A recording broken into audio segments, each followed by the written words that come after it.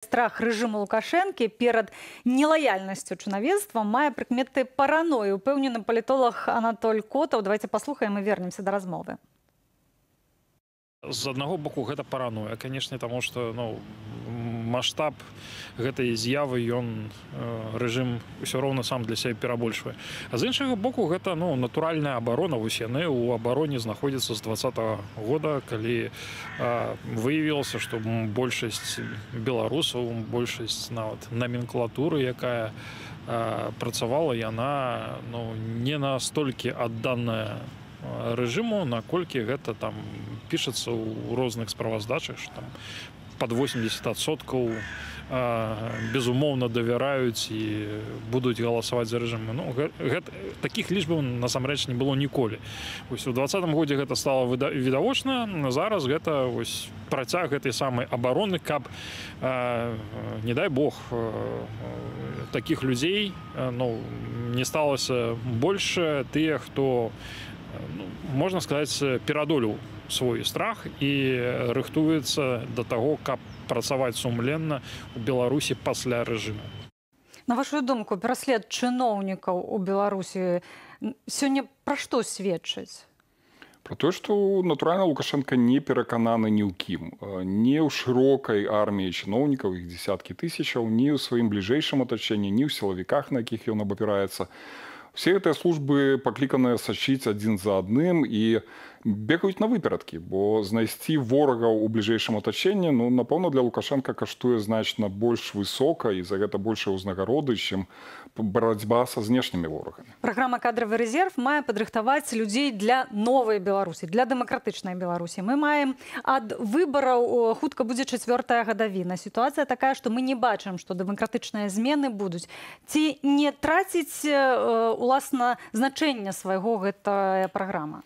Гэта не траціць ніякага значэння, таму што досвед краінаў усходняй Еўропы, суседзяў Беларусі паказвае, што тыя перамены, дзеля якіх грамадства змагалася дзесяткі гадоў, яны могуць надысці і ў пэўны вельмі нечаканы момант. І перадпасылкі да таго, што перамены адбудуцца і ў нашым рэгіёне Беларусі, яны таксама ёсць, бо праблемы ў Расіі, яны непазбежна створаць праблемы і для самога Александра Лукашенка. І ягоная ўлада проста захістаецца, не ўтрымаецца. Мы павінны быць падрыхтаванымі. І рабіць это трэба зараз, бо пазней это ўжо будзе, на это не будзе часу. І яшчэ адзін момант. Ці не падаецца вам, што чалавек, нават які прайшоў такую школу, падрыхтоўку, пасля, калі атрымаецца, што новая дэмакратычная сістэма не будзе цалкам дэмакратычнай, то ён усё роўна з'едзе ў тыя рэйкі, якія будуць прапанаваныя. То бок мы маем і сярод кіраўнікоў цяперашніх, сярод Лукашэнкі людзей, якія маюць адукацыю замежную, тым не менш яны ўсё роўна едуць па рэйках, якія дае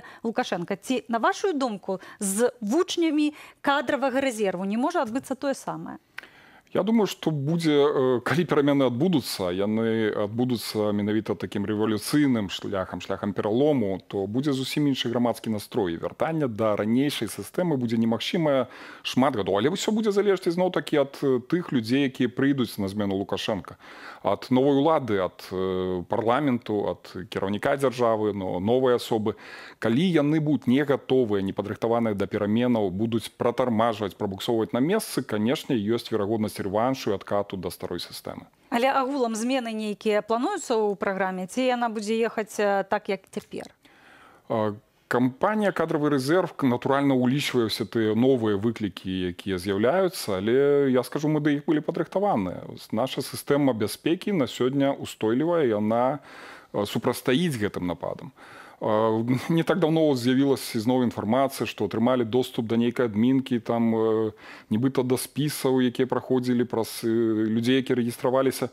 Проверяем літаральна 2 хвіліны на праверку, выяўляем, што это фейк. То есть інфармацыйная вайна, яна ідзе. Мы вельмі спадзяемся на розум і трываласць беларусаў, якія здольныя выстаяць у этой вайне. Выстаяць і абараняць сябе з дапамогай З дапамогай салідарнасці, з дапамогай тых арганізацый, якімі яны давяраюць, з дапамогай праваабаронцаў. Канешне, ну, это вельмі шырокая тэма.